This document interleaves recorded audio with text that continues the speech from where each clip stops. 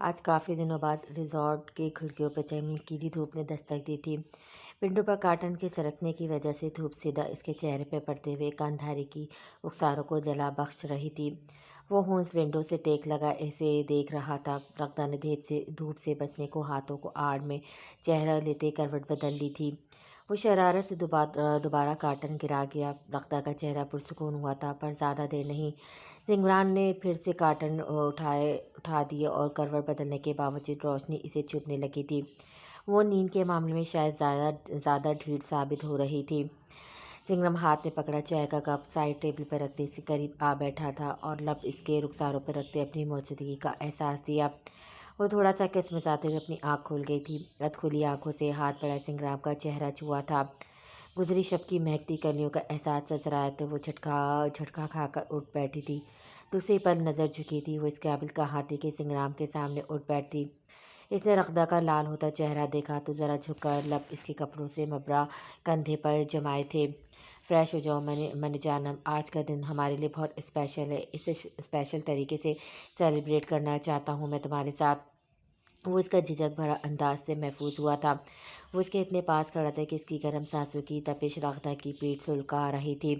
وہ اپنی جگہ پر سیدھا ہوتے ہی کھڑا ہوا تو ساتھ ہی اپنا ہاتھ اس کی کمر پر رکھا۔ وہ بری طرح چونکی تھی۔ ایک نظر اپنے برہنہ وجود پر ڈالتے خود کو لحاف میں چھپانا چاہا۔ اس کے ہاتھ لرزا رہے تھے جب مقابل کا ہاتھ اپنی کمر پر رینگتا ہوا محسوس ہوا تھا۔ سنگرام نے اس کی بے فیسی جلد بازی دیکھتے اپنا سینہ آہستہ سے اس کی پشت سے لگایا تھا۔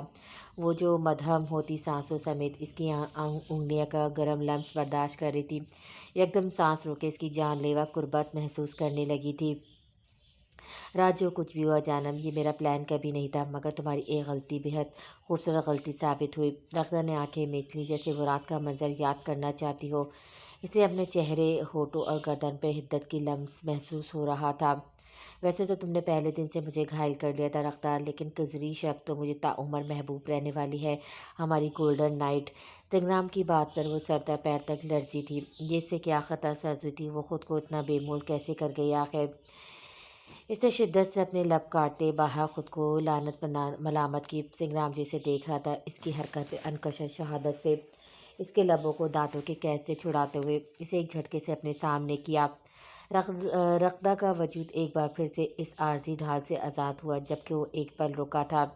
یہ لب اس قید میں اچھے نہیں لگ رہے جانم، یہ کمان بھوئیں پلکوں کے کنارے گجرارے، ماتھے پہ سندوری سورج، ہونٹوں پہ دہکتے انگارے، سایہ بھی جو تیرا پڑ جائے آباد ہو دل کا ویرانہ۔ اس کی گستاخی پر رقدہ کا دل شوریدہ جذبات کے لپیٹ میں آیا تھا۔ سنگرام پلیز، وہ اپنے لبوں کو اس کی آزادی سے آزاد کرواتے ہوئے برہم سانسوں سے رخ موڑ گئی تھی، اور کوئی جائے پناہ نہیں تھی جو تھی اس کے سامنے وہ حائل تھا۔ سنگرام کو تو جیسے اپنے جذباتی پن کا احساس ہوا تھا۔ Take shower first, then we will go to our first honeymoon trip جانم۔ وہ میں نے نظروں سے چھیڑتے ہوئے اس کا راستہ چھوڑتے روم سے واک آؤٹ کر گیا۔ برہم پر تو جیسے گھڑوں پر پانی بھر گیا تھا۔ وہ لدرتی کاپتی اپنے ڈریس نکالے واش روم کی طرف بڑھی تھی۔ اسے حاصل کر کے سنگرام کس قدر خوش تھا وہ نظر آ رہا تھا، اور خود اس کی مسئول بنی تھی، اس پر وہ عجب شرمندگی کا شکار تھی۔ محرمہ اور زخام کی ذات سے جڑی جو حقیقتیں تھیں وہ کسی طور اسے قبول نہیں کر پا رہی تھی۔ شاہریز لالا کے دوست سنگرام اور اس کی ماں کے قتل میں کہیں نہیں کہا خان رئیس کا ہاتھ تو ضرور تھا۔ اس بات کو ایک ہفتہ گزر چکا تھا، پر مہر النساء کے آنسو تھمنے میں نہ آئے۔ رافعہ ان کے کالج کی فرینڈ تھی جو بعد ازاں ڈاکٹری کی پیشے سے منسلک ہوتے پشاور کے ایک نجی ہاسپٹل میں کام کر رہی تھی، اور مہر النساء کی ضد پر ان کے تینوں بچوں کی ڈلیوری انہی کی ہاسپٹل میں ہوئی تھی۔ جس رات مہرماں کی پیدائش ہوئی وہ ڈیوٹی پر ان کا آخری دن تھا، کیونکہ اسی رات کی فلائٹ انہوں نے ہمیشہ کے لیے لندن اپنے شوہر کے پاس شفٹ ہو جانا تھا، اور بجد اصرار مہر النساء کے لیے رکی تھی، اور 2 دن پہلے انہوں نے اپنے لوٹنے کی خبر سنائی تھی، جو وہ خوشی خوشی خان رئیس کے سامنے بیان کر بیٹھی تھی۔ جبکہ دوسری جانب خان رئیس تو ڈاکٹر رافعہ کے آنے پہ تذبذب کا شکار ہوئے تھے۔ اگر جو اس رات سے پردہ اٹھ گیا کہ 22 سال پہلے مہر النساء نے بیٹی کو جنم دیا تھا، تو کئی ایک سوال کھڑے ہو جائیں گے کہ ان کی بیٹی کہاں ہے، جبکہ ابھی تو زخام کو ان کے بیٹے کی حیثیت سے متعارف کروایا یہ محض ان کی خوش نصیبی تھی کہ اس رات سردار مختار یوسفزئی کی چھوٹی بیوی مہراب خاتون بھی اسی ہاسپٹل میں تھی جنہوں نے ایک بیٹے کو جنم دیا تھا۔ اپنی سیاسی عمر میں بیسی سردار یوسفزئی اس رات کو اپنی بیوی کو اپنے ملازموں کے سہارے چھوڑ گئے تھے۔ ادھر بیٹی کی آمد پہ خان رئیس پریشان ہوئے بیٹھے تھے۔ جیسے تیسے کر کے ان کی پہلی بیٹی تو دشمن کے آشیانے سے بچ گئی تھی، لیکن اگر وہ دوسری بیٹی کو ان کے حوالے کرتے تو تعمر ایک ملال میں رہتے۔ دل میں آیا ایک بار اسے اپنے ہاتھوں قتل کرنے پر دل کو اتنا مضبوط نہ کر سکے۔ جب او ٹی روم سے گزرتی ایک نرس پر ان کی نگاہ پڑی جو ایک بچے کو نرسری کی طرف لے کر جا رہی تھی، ان کا دماغ تیزی سے کام کر رہا تھا۔ وہ فی الفور اس نرس کے پاس پہنچے تھے۔ اسے بھاری رقم کا لالچ دے کر وہ اپنی بیٹی اس کے تھمائے، اس کے ہاتھ سے وہ نومولود بچہ لیے مہرالنساء کے پاس آئے تھے۔ خان رئیس کی ملی بھگت اور ڈاکٹر رافعہ کے ہاسپٹل سے جانے کی وجہ سے وہ بآسانی ہاسپٹل کا ریکارڈ بدلوا چکے تھے۔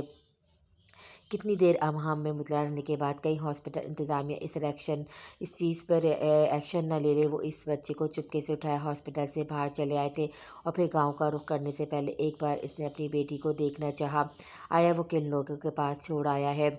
بچے کو اپنے وفادار ملازم مبارک خان کے حوالے کیا اور اس روم میں آیا پر پاؤں زمین پر جم گئے تھے جہاں خان رئیس وہ بچی اٹھائے کھڑا تھا۔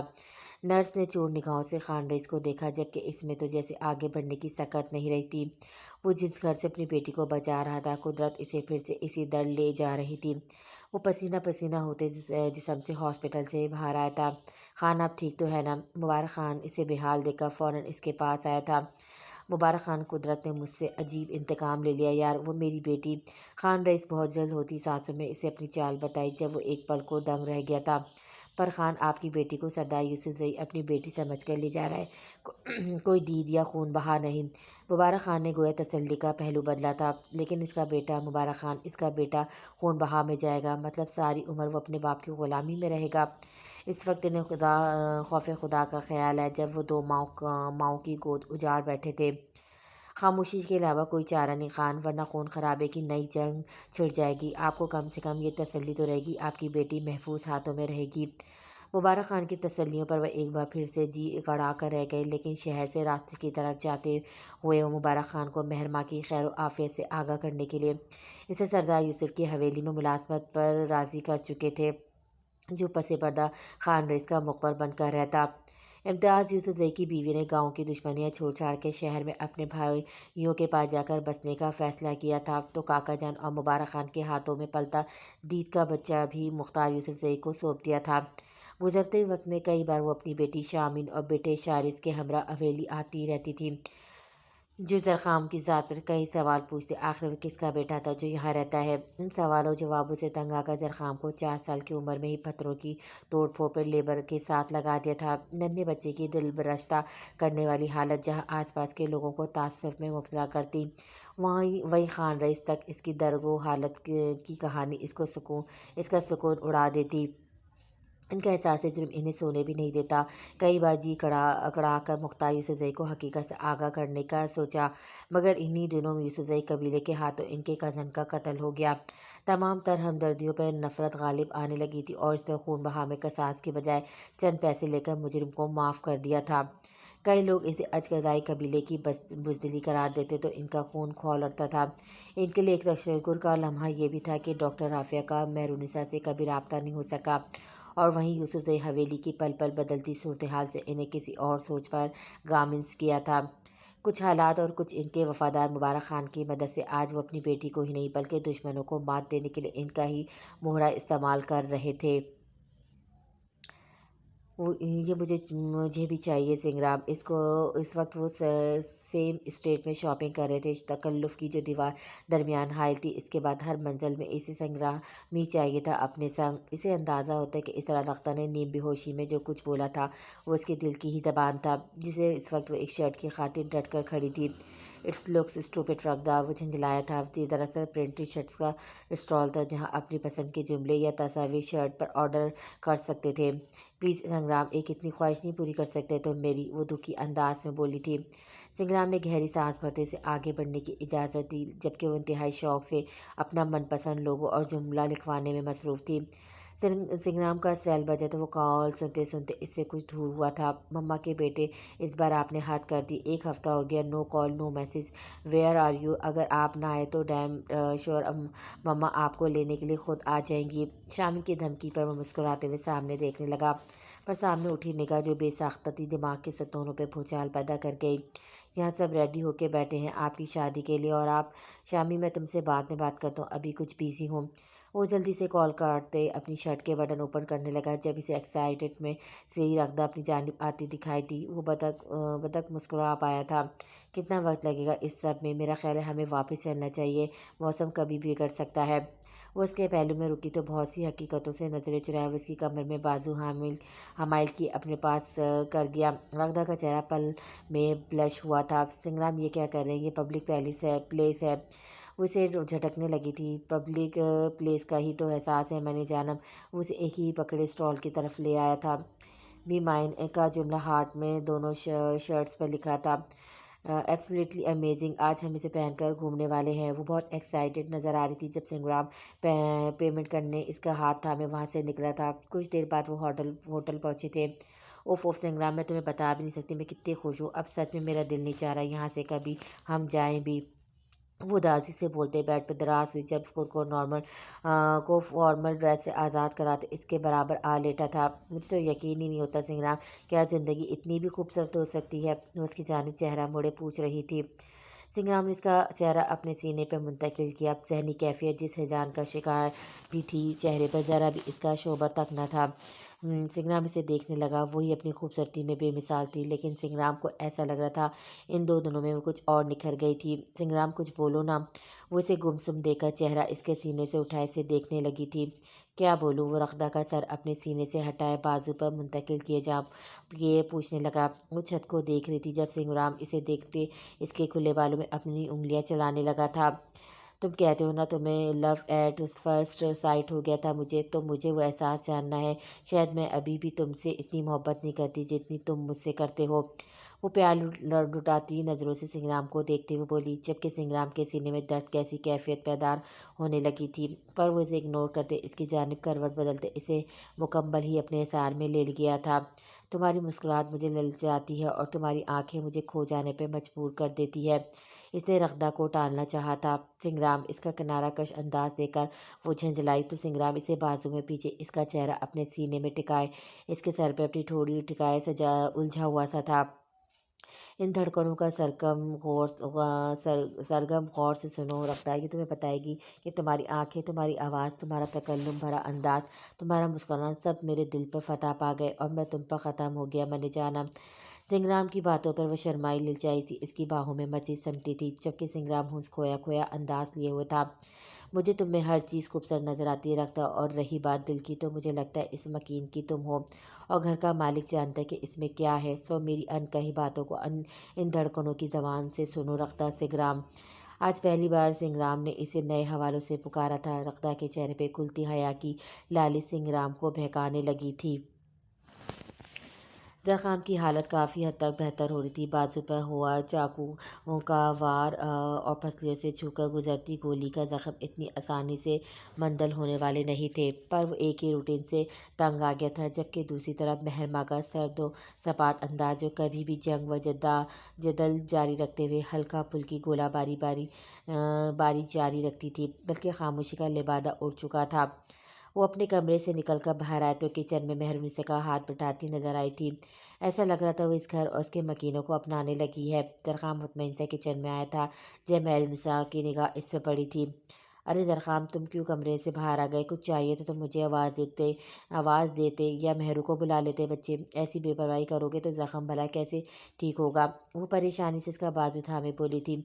इनका किचन में रिवायती पख्तून जैसा था, जहाँ चेयर कुर्सी बराए नाम की ना थी। तभी वो उसके पास खड़ी थी। अरे नहीं माँ, काफ़ी बेहतर हूँ अब मैं। आप बताइए, राफ़ी आंटी के घर वालों से मिलने नहीं गई आप फिर? डॉक्टर रफ़े के ज़िक्र पर एक उदासी सी इनके चेहरे पे झलकी थी। हाँ, रह कौन गया था इसका भला यहाँ? मियाँ तो पहले ही परदेश में जा गँवा बैठा था। इतने बरसों बाद पाकिस्तान आई थी तो अपना इकलौता बेटा भी खो दिया और ख़ुद भी चली गई। इतनी मुख्तसर सी ज़िंदगी इंसान की। वो तासुफ़ बोल रही थी। महरमा इन दोनों से अपना रुख मोड़े ज़ख्म में हलकान हो रही थी। अगर जो इन्हें पता चल जाए कहीं न कहीं इस सारे केस में इनके शौहर का हाथ है तो क्या करेंगी वो? मोरे मेहमान ने इसकी तरफ रुख मोड़ा था। अफजल खान ने इसकी दी से नज़रों की प्यास बुझाई तो वो वही इस तगादों पे हैरान था। मोरे, अरे वाह माँ, यूसुफ़ की शहज़ादी ने आपको मोरे पुकारा है। ज़रख़ाम खान का अंदाज़ साफ चिढ़ाता था ताकि वो पहले की तरह इससे लड़ाई झगड़ा करे। हाँ तो मैंने कहा है मुझे माँ बुलाएगी, मुझे अच्छा लगेगा। इस जाहिल समाज के अंधे अकायद और कानून इस बच्ची ने इसके घर वाले छीन लिए तो क्या हुआ? मैं कभी मेहर माँ की सांस नहीं बनूंगी, बल्कि ये मेरी बेटी है। इधर आओ मेहरू बच्चे। मेहरू का एक एक जुमला प्यार की चाशनी में डूबा हुआ था। वो सुध रवि से चलते इनके साथ आ रुकी थी। ज़रख़ाम ने इसे पास देखकर बखौर इसका जायज़ा लिया। गहरे सब्ज़ के डिज़ाइनर जोड़े में इसका कुंदन वजूद जैसे जगमगा रहा था। ज़रख़ाम ने देखा वो जब से यहाँ आई थी हम वक्त नमाज के अंदाज में दुपट्टा सर पे जमाए रहती थी, जबकि यूसुफ जई हवेली में बहुत कम ये दुपट्टा सर पे टिका था। मैं खाना लगा दूँ? वो बखूबी अपने वजूद पे जमी इसकी निगाहें महसूस कर रही थी, मगर मुकम्मल इग्नोर किए मेहरुनिसा से मुखातिब हुए। अभी नहीं, अभी तुम्हारे बाबा आएंगे तो एक साथ शुरू करेंगे खाना। तुम जाओ पहले फ्रेश होकर आ जाओ, कब से मेरे साथ किचन में लगी हो? वो उसकी पेशानी चूमते हुए बोली। वो डगमगाई थी इस प्यार पे। क्या अजीब तमाशा लगा हुआ था यहाँ पर। जिस प्यार का अहल था उसे वो प्यार मकरूस में हालत में दिया जा रहा था। वो फ़ौरन वहाँ से निकलती अपने कमरे में आई थी। इसको फुर्सत नहीं मिलती कि पलट कर देखे। हम ही दीवाने हैं, दीवाने बने रहते। वो फ्लैश सी बाहर आई जब जब इसे देखकर वो चौखट पे ठहरा था और फिर इसकी कज अदाई बर्दाश्त एक शेर पर इसके करीब चला आया।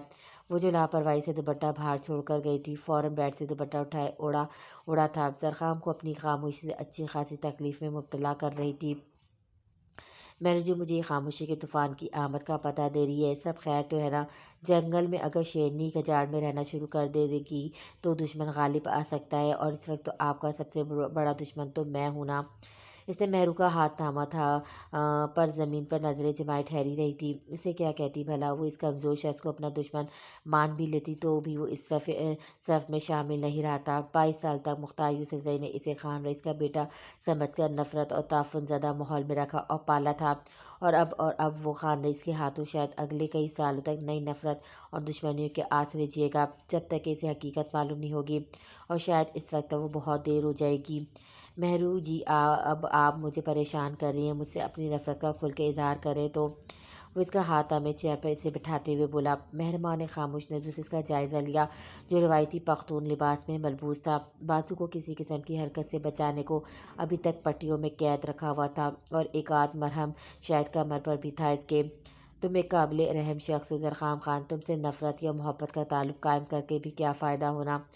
मेहरमा की बात खुद कलामी से हटकर कुछ न थी। महरूज़ा खान ने इसका हाथ दबाया तो जैसे गहरी नींद से जागी थी।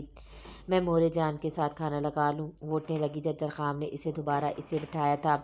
आप जानती हैं ना इस वक्त इस हालत में नहीं आप पर ज़ोर ज़बर करके अपने पास बिठा लूँ, तभी मुसलसल किनारा कशी किए हुए हैं मुझसे, और अब के तो खूब चुन के वार किए हैं। मुझे नहीं पता आपकी खामोशी मेरे लिए इतनी जानलेवा होगी।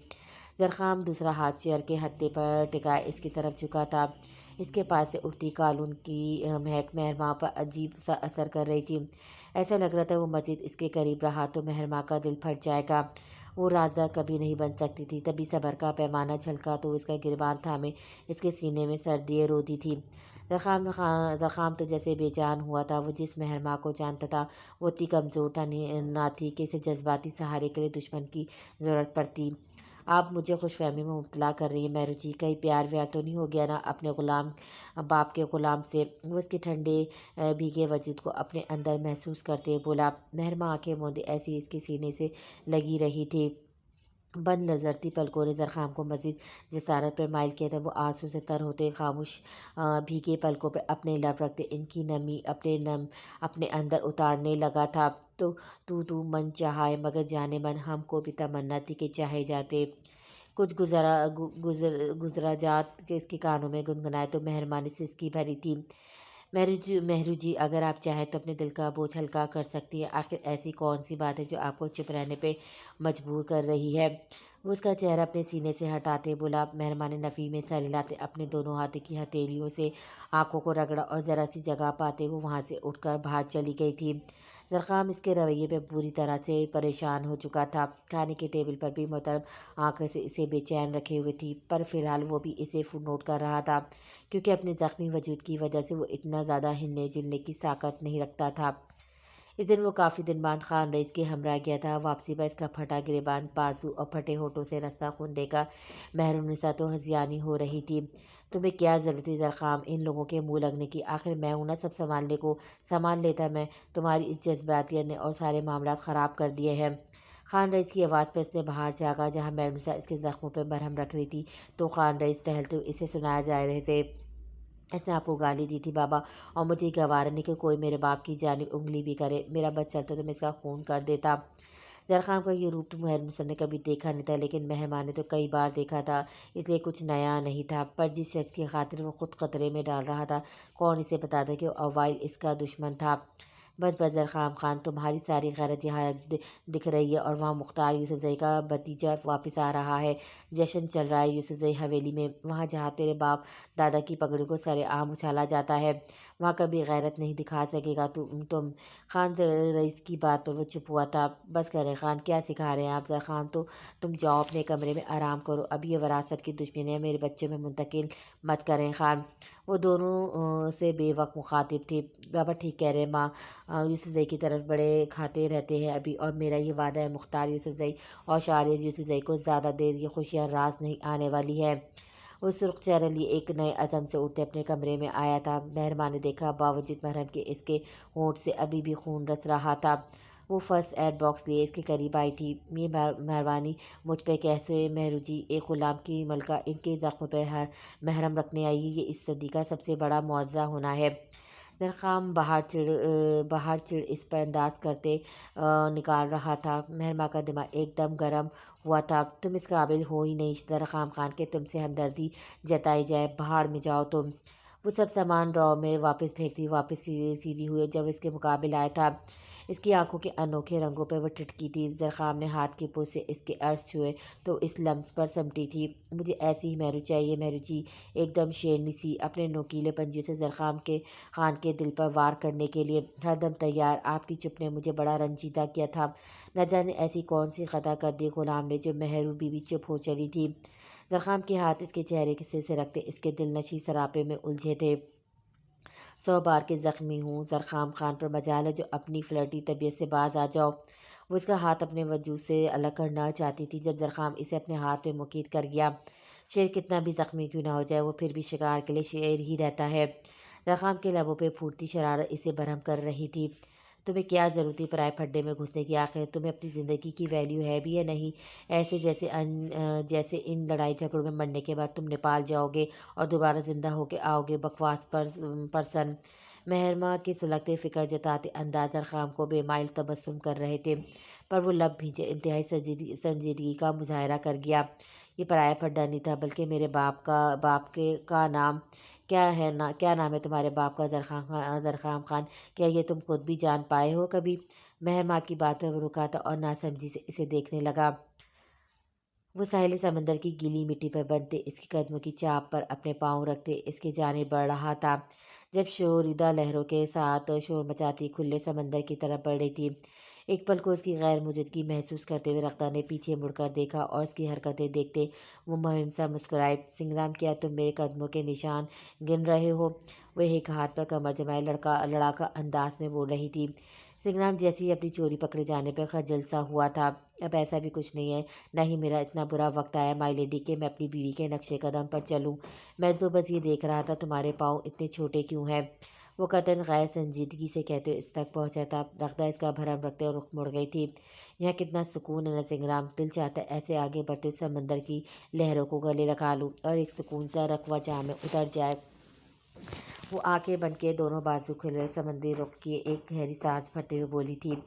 سنگرام کی دھڑکنوں نے اس فرمائش پر ادھم مچایا تو وہ بند پلکوں کو دیکھنے لگی۔ جانے دل میں کیا سمائی وہ جو اس کی کھلی باہوں میں سماتے اپنے دونوں بازو اس کے گرد لپٹ گیا سکون مطلب سنگرام نے اس کے سر پہ تھوڑی جمائے بیٹھا تھا۔ رقدہ نے اپنی کھلی باہیں سمیٹتے سنگرام کی گرد باندھی۔ سکون مطلب تم؟ رقدہ کی بات پر مسکراتے ہوئے اس کے سر سے ٹھوڑی ہٹائے اس کا چہرہ دیکھنے لگا تھا۔ میں؟ سنگرام اپنی جانب انگلی اٹھائے سوال پوچھا تھا۔ ہاں تم ہی میرا سکون ہو سنگرام، مجھے لگ رہا ہے سمندر کی لہروں سے گلے لگ کر شاید سکون مل جائے گا، میرے اندر کا جو حبس ہے وہ کم پڑ جائے گا۔ پر میں غلط تھی سنگرام، زندگی کی رونق اس شخص کے قریب ہونا ہے جو پرواہ کا مطلب جانتا ہو، جس کا ہر انداز چیز چیز کے بتاتا ہو ہی لوز یو۔ گلے لگانا روح کو زندہ کرنے کا ایک اور طریقہ ہے۔ میرا دل تم سے ایسے جڑا ہے جیسے زمین پودے سے جڑی ہوتی ہے۔ تم نے گلے لگایا تو ایسا لگا جس نے گلے ملنا ایجاد کیا وہ ضرور قوت گوائی سے محروم ہوگا اور بنا کچھ بولے ایک بار میں بس کچھ کہہ دینا چاہتا ہوگا جو بنا کہے کوئی سمجھ جائے، جیسے تمہاری دھڑکنوں کی زبان سن رہی ہوں میں، جو ہر لمحہ میرے نام کی مالا جپتی نظر آتی ہے۔ سنگرام یکٹکے سے دیکھا جا رہا تھا، وہ کتنا بدل گئی تھی، وہ ویسی بن گئی تھی جیسے سنگرام چاہتا تھا، پر وہ اس سب سے خوش نہیں تھا۔ سنگرام نے اس کی پیشانی چومتے ہوئے فاصلہ بنایا تھا۔ میں my finger always be safe in your hands. اس نے سنگرام کے ہاتھوں میں اپنی مومی انگلیاں پھنسائی تو سنگرام جیسے پل میں مٹی کا ڈھیر ثابت ہوا تھا۔ ایک بار پھر سے اسے کھینچ کر حق کرتے خود میں بھی جاتا، ایسے جیسے رقدہ کی سانس ہی اکھڑ جائے گی۔ I see you my first friend, my forever love and my most valuable person of my life. رقدہ نے چہرہ اس کے سینے میں چھپائے کہا تھا جبکہ سنگرام چہرہ سخت تناؤ کا شکار ہو رہا تھا۔ میرے دل و محلے کا ہمسایہ بھی تو تم ہو اور مکان بھی تم ہو۔ رقدہ اس سے کھل کر اپنے جذبات بیان کر رہی تھی۔ کیونکہ میرے پاس جو تم ہو، میں نے خدا سے دعا مانگی کہ جنت میں تم ہی میرے لیے کافی ہو۔ رقدہ کے جذبات اتنی ٹھنڈ میں بھی سنگرام کا پسینہ پسینہ کر رہے تھے۔ وہ کبھی سمجھ ہی نہ پاتی کہ یہ گلے لگنا کوئی محبت میں ڈوبے شخص کا نام نہیں بلکہ انتقام اور نفرت کی چنگاری میں سلگتے شخص کا تھا۔ میں تو کہتا ہوں میرے ساتھ شناسائی نہ کر، میں جو بچھڑا تو تیری جان پہ بن جائے گی۔ سنگرام بغور اس گلفشی چہرے کو دیکھ رہا تھا، وہ کتنا خوبصورت بولتی تھی۔ مجھے آج میرے لیے گانا سننا ہے تم سے۔ چونکہ اس دن وہ اس کی آواز سے بہت متاثر ہوئی تھی تبھی اس کی ٹی شرٹ سے کھیلتے ہوئے بولی۔ آج وہ اس کی فرمائش پہ یہ ٹی شرٹ پہن کر آیا تھا۔ وجہ یہی تھی کہ رقدہ نے کسی یادگار لمحے کو قید کرنے کی خاطر ہی اس کی اور اپنی شرٹ پر اپنا اور اس کا نام گوندا کروایا تھا۔ دونوں کی شرٹ پہ لکھا بی مائن دیکھنے والوں کو اپنی جانب ضرور متوجہ کرتا تھا۔ سوری میں بے حد بے سرا ہوں جانم، سنگرام بامشکل خود کو موڈ میں لایا تھا۔ نو یہ چٹنگ نہیں چلے گی، بلکہ رقدہ نے بات کرتے کرتے ادھر ادھر دیکھا جب اسے کچھ منچلے پانی کی لہروں کے ساتھ گٹار بجاتے اور اپنی دھن میں گاتے دیکھا تھا۔ Just a minute. وہ سنگرام کی باہوں کا حصار توڑے فوراً وہاں سے بھاگی تھی جبکہ وہ نہ سمجھی سے اسے دیکھتے اس کے پیچھے آیا تھا۔ اس بار کچھ پانی میں ہونے کی وجہ سے اس کے قدموں کے نشان پر نہیں چل سکتا تھا، پر ایک سایہ بن کر اس کے پاس آیا تھا۔ ایک چیز ہوتی ہے نظر کا دھوکہ، لوگ وہ نہیں ہوتے جو نظر آتے اور جو ہوتے ہیں وہ اسے چھپا کر رکھتے ہیں، جیسے کہ تم سنگرام۔ وہ اس کے پاس آتی بولتی جبکہ سنگرام نے ذرا چونک کر اس کے تاثرات جانچے تھے۔ کیا مطلب؟ سنگرام کی استفہامی نظروں پر اس نے گال پھلائے۔ آف کورس مجھے تمہارا گانا سنا ہے، تم اتنا اچھا گاتے ہو یہ کون جانتا ہے۔ سنگرام پلیز ان سے گٹار لو نا، مجھے نہیں دے رہے ہیں، انفیکٹ وہ میری زبان بھی نہیں سمجھ رہے۔ اس کی بات سنتے سنگرام نے گہری سانس بھری تھی اور پھر مہم سر ہلاتے ان لڑکوں کی طرح بڑھ گیا۔ واپسی پہ گٹار اس کے ہاتھ میں تھا۔ سنگرام پتھروں کے سلوپ پر بیٹھتے ہوئے دھن چھیڑنے لگا تھا جبکہ ساحل پر موجود کئی لوگ ان کی طرف متوجہ ہونے لگے تھے۔ کیا تجھے اب دل پہ بتائیں تجھ پہ کتنا مجھے پیار آئے، آنسوؤں سے لکھ دوں میں تجھ کو، کوئی میرے بن پڑھ ہی نہ پائے۔ سنگرام کی چھیڑی دھن تھی یا اس کی اٹھی نگاہ کا جادو، وہ کسی داسی کی مانند اس کے پاؤں میں آ بیٹھی تھی۔ جب سنگرام نے ہاتھ بڑھائے اسے اپنے تھائیز پہ بٹھا لیا اور ادھر بٹھار اس کی گود میں رکھا تھا۔ عموماً وہ پبلک پلیس پر سنگرام کی بے باکیوں پر اس سے الجھتی تھی، پر اس وقت وہ وہاں سوائے اس کے ہلتے لبوں کو دیکھنے کے کچھ نہیں کر رہی تھی۔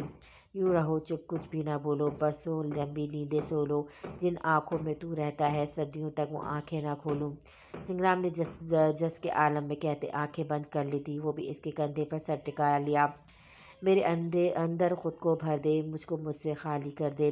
سنگرام نے بند پلکوں پہ سجتے انجانے خوابوں سے لڑتے ہوئے رقدہ کے لبوں کو چھوتے فرمائش کی تھی، جو اس کی حرکت پہ جھٹ سے آنکھیں کھول گئیں۔ وہ بے حد سے خاص لمحوں میں لپٹی مخمور نظروں سے اسے دیکھ رہا تھا۔ رغدہ کے اس طرح دیکھنے پر وہ دوبارہ اپنی آنکھیں بند کر گیا، جبکہ اسے گھورنے لگی تھی۔ جس شام تو نہ ملے وہ شام ڈھلتی نہیں، عادت سی تو بن گئی ہے، عادت بدلتی نہیں۔ سنگرام نے گویا اس کے وجود کا دل و جان سے اقرار کیا تھا۔ رغدہ تو اس اقرار پر دل کھول کر مسکرائی تھی۔ کیا تجھے اب یہ دل بتائے تیرے بنا کیوں سانس نائم، آنسوں سے لکھ دوں میں تجھ کو، کوئی میرے بن پڑھ ہی نہ پائے۔ اس کی خواہش عجیب نہ تھا، شاید محبت میں ڈوبا ہر شخص یہی چاہتا ہے کہ اپنے محبوب کو اس تقدیر سے تصور کرے جس تک کسی اور کی رسائی نہ ہو۔ ہاتھوں سے گرنے لگی ہر آرزو، ہر دعا، سجدے سے میں اٹھ گیا جس پل تو میرا ہو، کیا تجھے اب یہ دل بتائے کیوں تیری باہوں میں ہی چین آئے۔ رغدہ کے اندر ایک تکفر سا جاگا تھا، وہ شخص روم روم اس کی محبت میں ڈوبا تھا۔ دھن کے بند ہونے پر اٹھتے شور نے ان کو چونکا دیا تھا، خود میں گم وہ لوگ جان ہی نہ پائے تھے کہ ساحل کا ایک ہجوم ان کے ارد گرد جمع تھا جو تالیاں پیٹتے انہیں داد دے رہے تھے۔ رغدہ سڑسڑاتی ہوئی اس کے تھائی سے کھڑی ہوئی تھی، جبکہ وہ حزب عادت سے توصیفی ادات وصول کر رہا تھا۔ یہ میری طرف سے دنیا کا خوبصورت کپل کے لیے ایک یادگار تحفہ۔ وہاں موجود ایک فوٹوگرافر نے چند تصاویر سنگرام کی طرف بڑھائی جو ان لڑکوں کی طرف ان کا گٹار بڑھا رہا تھا، جو سیٹیاں بجاتے اپنی مقامی زبان پہ چلاتے سنگرام کو بھرپور داد دے رہے تھے۔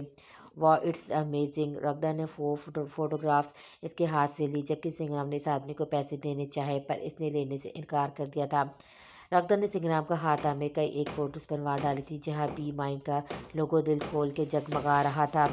وہ لمحہ، وہ دن اس کی زندگی کا بھرپور دن تھا جہاں ہر قدم پر اسے سنگرام کے ساتھ مل کر ان لمحوں سے اپنے حصے کی خوشیاں کشید کی تھی۔ کیا مطلب ہے اس بات کا؟ زرخام نے ابرو چائے سے پوچھا تھا۔ مطلب یہ کہ زرخام، کوئی بھی شخص آگے کہہ دے گا وہ تمہارا باپ ہے اور بنا تصدیق کے تم مان لو گے؟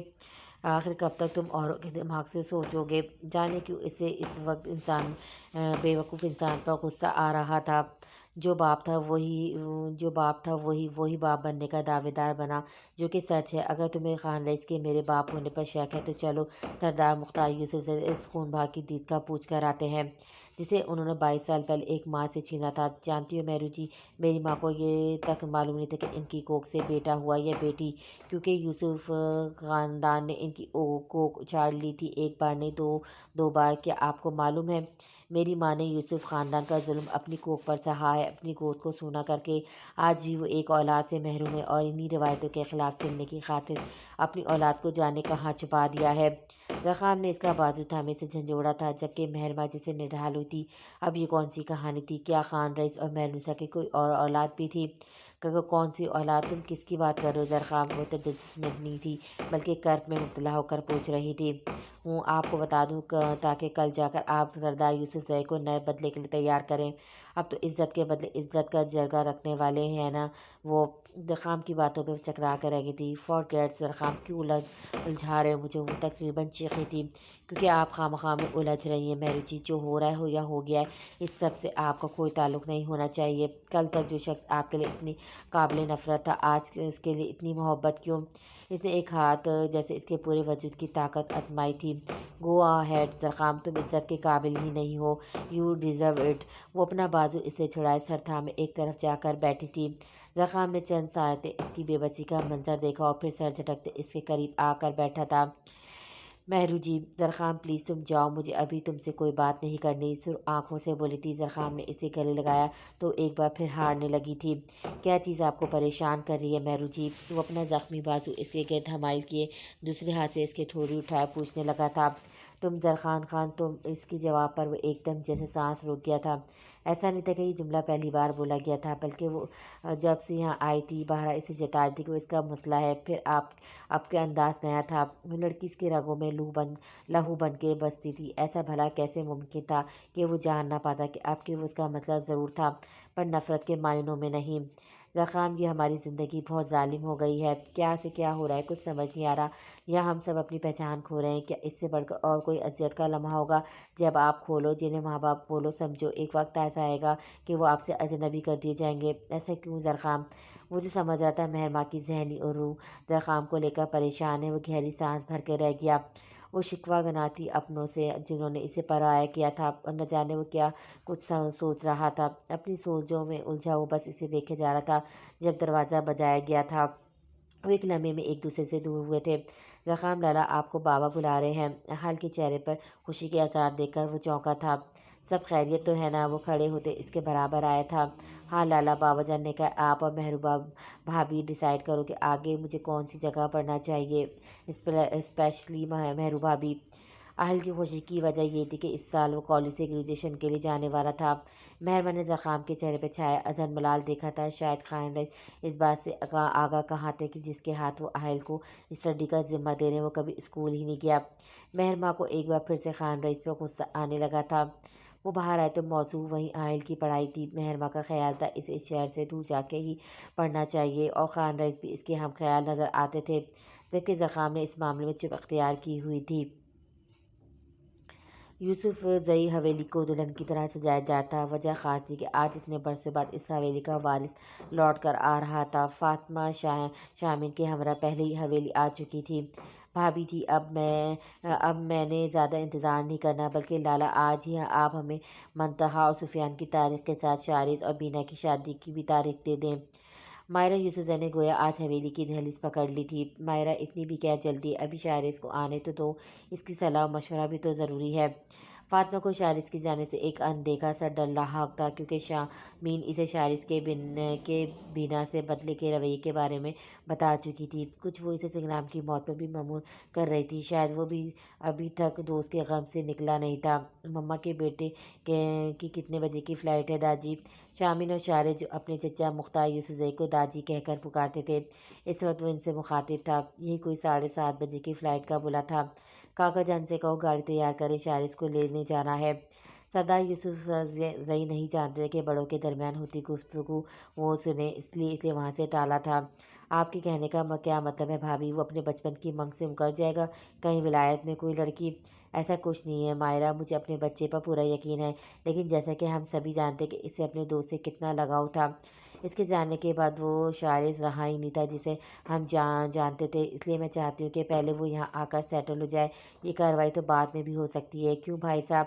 مائرہ کی بنسبت فاطمہ یوسفزئی کا مزاج انتہائی ٹھنڈا تھا۔ فاطمہ بھابھی صحیح کہہ رہی ہیں، ہمیں شارز کو کچھ وقت دینا ہوگا، اور میرا تم سے وعدہ ہے مائرہ، بینا شارز یوسفزئی کی ہی دلہن بنے گی۔ سردار یوسفزئی نے اس کے سر پر ہاتھ رکھتے ہوئے وعدہ دہرایا تو وہ مطمئن سی مسکرا دی، جبکہ فاطمہ کے اندر بے چینیاں سی گھلنے لگی تھی، جانے آنے والا وقت کیا دکھانے والا تھا۔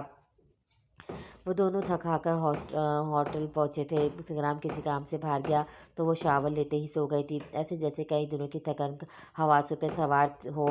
تقریباً آدھی رات کے وقت وہ کمرے میں آیا تھا۔ بیڈ کے بیچوں بیچ آڑی ترچھی لیٹی دراز زلفوں کو پھیلائے وہ سنگرام کی توجہ کا مرکز بنی تھی۔ اس کی آنکھوں میں رکھی تھی برکتیں رب نے اس حسین شخص سے واجب تھا محبت کرنا۔ وہ بنا آہٹ کے اس کے پاس آیا تھا، ہاتھ میں تھاما ایک پارسل بیڈ پہ کنارے رکھتے اس کے ساتھ ہی لیٹا تھا، نگاہ چھت پر جمی تھی۔ وہ نہیں جانتا تھا کہ اب تک جو ہوا کتنا غلط تھا، کتنا صحیح، مگر وقت مٹی کی طرح اس کے ہاتھوں سے اسے رکھتے ہوئے اسے اپنے پس میں کیے رہا تھا۔ سنگرام نے چھت سے نگاہ ہٹا کر اپنے ساتھ سوئے وجود پر ڈالی۔ نشہ چڑھاتی آنکھیں اس وقت نیند کی وادیوں میں پرسکون سی تھیں، چہرے پہ چھایا تبسم بتاتا تھا کہ وہ حسین خوابوں کی وادی میں گم ہے۔ سنگرام کا دل ایک لمحے کو کمزور پڑا تھا، وہ ایک بار پھر سے اپنے آخری فیصلے پر الجھا تھا۔ جب وہ مکمل طور پر کروٹ بدلتے اس کی باہوں میں آ سمائی تھی، وہ بے طرح چونکا تھا۔ ادھر اس کی قربت کے احساس پر اس نے مندی مندی آنکھیں کھولی تھیں۔ ایک خوبصورت مسکراہٹ نے اس کے چہرے کا احاطہ کیا تو سنگرام نے اسے اپنے قریب کیا تھا۔ وہ دوبارہ سے پلکیں موڑنے لگی جب سنگرام نے دہکتے لب اس کی آنکھوں پر رکھے تھے۔ پلیز ابھی مت سو، مجھ سے باتیں کرو رغدہ۔ رات کے اس پہر اس عجب فرمائش پہ رغدہ نے جھٹ سے آنکھیں کھولی تھیں۔ سنگرام کیا صبح نہیں ہونے والی؟ وہ نیند کی خماری میں جھنجھلاہٹ کا شکار تھی۔ شاید کبھی نہیں، وہ اس کے جاذب نظر نقوش کو آنکھوں کے راستے دل میں اتارتے بولا تھا۔ کچھ بھی سنگرام، پلیز ابھی نہیں، ابھی مجھے سونا ہے، اگر تم ڈرنک کر کے آئے تو اس پر تمہاری کلاس صبح لگے گی۔ وہ بامشکل کھلی آنکھوں کو پھر سے بند کر گئی تھی جب سنگرام نے اس پر جھکتے اپنے بازو میں سنبھالتے اسے بیک گراؤنڈ کے سہارے بٹھایا تھا۔ سنگرام، کیا مسئلہ ہے تمہیں؟ مجھے سونا ہے۔ وہ اس کے بازو پر بوجھ سے مکے برساتی چلائی تھی۔ پلیز رغدہ، اتنا مت سو کہ آئندہ کی نیند ہی روٹ جائے۔ جانے وہ کن خدشات کا شکار تھا، مطلب کہ تم واقعی ڈرنک تھرو؟ وہ غصے میں مکمل طور پر اس کی طرف متوجہ ہوئی تھی۔ فار گاڈز ظالم، اپنے معصوم شوہر پر اتنے سخت الزام مت لگاؤ۔ संग्राम के चेहरे पे आई मसनूई मुस्कुराहट इसे खिलखिलाने पे मजबूर की गई थी, जबकि वो इसकी हंसी पर डूबा बेखौफ सा इसके होठों पर झुका था। इसकी अचानक वारदात पर सटपटाई थी। संग्राम, वक्त देखा है तुमने? इसकी शिद्दतों के सामने जब कुछ न बन पाया तो एक बोंगी ही मारी थी। संग्राम इसकी बड़बड़ाहट पर इसी जोमनी अंदाज में देखते बरजस्ता शरारत कर गया, जबकि उसकी हरकत पे शर्म से लाल हो रही थी। संग्राम, मने जानम प्यार करने के लिए वक्त का ताउन करना होता है। ये मैं नहीं जानता कितनी जालिम बीवी है ना मेरी। रात की इस खूबसूरती को, इन आखिरी लम्हों को मेरे संग जीने की बजाय फजूल बातों में मेरा और अपना वक्त ज़ाया कर रही है। संग्राम ने इसे अपनी फौलादी शंकचे में झगड़ा तो जैसे मुहसर हो गई थी। अब की इजाज़त तलबी की ज़रूरत नहीं रही, क्योंकि तुम पर, तुम्हारे वजूद पर मेरी मोहब्बत की गहरी छाप ने हर अजर ख़त्म कर दिया है ना। वो शरारत से बोलते हुए हौले से इसके कानों की लो को अपनी लबों पर दबा गया था। रगदा के मुंह से इस हरकत पे एक सिसकारी सी बरामद हुई थी। संग्राम ने इसके चेहरे पे निगाह की जो आंखें बंद की इसकी शिद्दतों को महसूस कर रही थी। ये हम जो तुझे जाता हुआ देख रहे हैं, ऐसे तो चली जाएगी बिनाई हमारी। संग्राम ने हाथ बढ़ाए, इसकी बंद आंखों को उंगलियों के पोत से छुआ तो जैसे वो नम-सी महसूस हुई थी। रगदा, वो इसे पुकार बैठा था। रगदा ने झट से आंखें खोली थी। उठती झुकती पलकों की जंबिश लगते होठों से मैल खा रही थी। संग्राम, जाने ऐसा क्यों लग रहा है कि कुछ बहुत बुरा होने वाला। एक अनहोना सा एहसास इस गुर्बत को मेरे लिए तशे आवर नहीं बना रहा है। वो मुंतशिर धड़कनों पर जर्द पड़ती रंगत से अपना खौफ बयान करते इसके कॉलर को मजबूती से थामे इसके सीने से लगी थी। संग्राम का चेहरा धुआं धुआं सा हुआ था। वो बेवक्त दो जिंदगियों में मुनकसिम था। एक वो जो गुजार रहे थे, दूसरा वो जो गुजारना चाहता था। मुझे तुम्हारी मोहब्बत ने वहमी सा बना दिया है। ज़िंदगी में एक ही रिश्ता मुयस्सर आया मुझे, और मैं इसको खोने के खौफ में मुतला रहते हुए अपनी कीमती लम्हा भी ख़राब कर जाती हूँ। सॉरी। वो जिसका वजदान आने वाली सायतों को अल्हाम बख्श रहा था, वो इसे नजरें चुराए संग्राम की खामोशी को नाराज़गी पे ममूर करते शर्मिंदा शर्मिंदा सी वजाहत दे रही थी। इसी लम्हे संग्राम पर यह मुनकशिफ हुआ था, वो अपनी ही नहीं रख्ता की ज़िंदगी के साथ भी बेहुदा मजाक कर चुका है। वो एकदम इससे फासला बनाते बेड से उतरते विंडो के पास जा रुका था। इतनी सर्दी में भी जैसे हबसदा सा माहौल था। अभी वो खुद को कंपोज नहीं कर पाया था जब अपनी पीठ पर इसकी मौजूदगी का एहसास हुआ था, जो नम आंखों से इसकी पुछ से लगी दिल हल्का कर रही थी, जबकि वहीं संग्राम के हवासों पे बोझ पड़ रहा था। वो फौरन पलटा तो तभी वो पूरी शिद्दत से इसके सीने से लगी थी। संग्राम इसके गिर्द बाजू का हिसार भी नहीं बन पाया था। हाथ उलझे हुए रेशम में फंसा बैठे हैं। अब बताओ कौन से धागे को जुदा किससे करें। संग्राम इसकी दांव पे टूट रहा था। वफा का पेकर बनी इसके अंदर के शराब को मज़ीद सुलगा रही थी। इसे खुद को गुमसुम अंदाज में खुद को यकटके देखते हुए इसके दोनों हाथ थामे बैठ पर आई थी। वो किसी महकूम की मानद इसके ताबा हो रहा था, जब रगदा ने इसकी शर्ट के बटनों से खेलते हुए इसका सीना वार करते हुए इस पर अपना सर टिकाया था। ये रूठे सनम को मनाने का अंदाज था जो वो खुद सुपुर्दगी का एहसास जगा रही थी। जानते हो संग्राम, इस लम्हे दिल में क्या ख्वाहिश जागी रही है। कभी ऐसा हो कि मैं एक बेनाम ज़रा बन के तुम्हारी सांस तक पहुँचूँ, खुशबू बन के तुम्हारी रूह तक सफ़र करूँ, कि फिर लौट के कभी वापस ना आऊँ। संग्राम इसकी ख्वाहिश पर चारों जाने च्युत हुआ था। इसे सीने से लगाए अपना बाजू आंखों पर रखा था। सो जाओ रगदा, मुझे नींद आ रही है। संग्राम की बात पर वो मुँह मुसरे से घूरने लगी थी, पर अभी तो नहीं आ रही थी। तुम्हें जागना था संग्राम, और मुझे भी जगाना था ना। वो हैरान सी बोल रही थी। संग्राम ने कोई जवाब नहीं दिया। जब इसकी गैर मामूली खामोशी महसूस करते, वो अपनी उंगली से इसके दिल की जगह पर अपना नाम लिखते इसे चढ़ाने को शरारती अंदाज में गुनगुनाने लगी थी। लग जा गले के, फिर हसीन रात हो ना हो, शायद फिर इस जन्म में मुलाकात हो ना हो। इसे संग्राम के सीने से सर उठाए बखौर इसके तासुरात जांचने चाहे, पर वो छत को घूर रहा था। रगदा जी फिर बदमज़ा हुई थी। इसके सीने पर चेहरा जमाए उसके चेहरे के तकते इसे अपनी जानिब मुतवज्जा करने की तकव्वुदूद करने लगी थी। हमको मिली है आज ये घड़ियाँ नसीब से, जी भर के देख लीजिए हमको करीब से। फिर आपके नसीब में ये बात हो ना हो, शायद फिर इस जन्म में मुलाकात। शट अप रगदा, तुम्हें समझ नहीं आ रहा, सोना चाहता हूँ मैं, और तुम ये फजूल के अलाप करके डिस्टर्ब कर रही हो मुझे। संग्राम इसे एकदम से झटकते हुए बाहर निकल गया था, जबकि वो शौक से खुलते और बंद होते दरवाजे को देखने लगी थी। इसे ऐसी क्या खता सद हुई थी जो वो इतना रूठ हो गया था। हाँ, शायद उसकी ज़रूरत को नहीं समझ पाई थी, और वो इससे सख्त गर्मिदा हो गया था। वो रात गए इसका इंतज़ार करती रही थी, पर वो नहीं आया था। इसी कश्मकश में मुब्तला रहते इसे नींद आ गई थी। دوپہر کے 12 بجے وہ بن آہٹ کے کمرے میں آیا تھا۔ رختہ کے سرہانے رکھا پارسل ہونس ویسے ہی رکھا تھا، جس کا مطلب تھا اس کی توجہ اس پر نہیں گئی۔ کچھ سوچتے اس نے وہ لفافہ بند پارسل دوبارہ اپنی جیب میں ڈالا تھا اور ایک مختصر نوٹ اس کے سرہانے چھوڑے باہر جانے لگا تھا۔ جب توجہ کے دھاگے اس معصوم کشش چہریلی لڑکی نے سمیٹی تھی، وہ جانتا تھا اس کی طرف اٹھتے قدم اسے کمزور کر دیں گے۔ وہ پھر بھی اس کے پاس آیا تھا، ذرا جھک کے لب اس کی پیشانی پہ رکھا اور ایک الوداعی نگاہ اس پر ڈالی تھی۔ تجھ سے دوری کا ہمیں دکھ تو بہت ہے، لیکن تیری غربت کے ہم اسباب کہاں سے لاتے؟ اس کی بھیگی پلکوں پہ جلتے ہوئے خوابوں کا دھواں رکھا تھا، راکھ ہوتے ہوئے ارمان، رنج و ملال کے بین کرتی آنکھیں۔ وہ ہارنے سے پہلے تھک چکا تھا۔ اس سے پہلے کہ رغدہ جاگ جاتی وہ فوراً وہاں سے باہر نکل گیا، ہمیشہ کے لیے اس کی زندگی سے باہر۔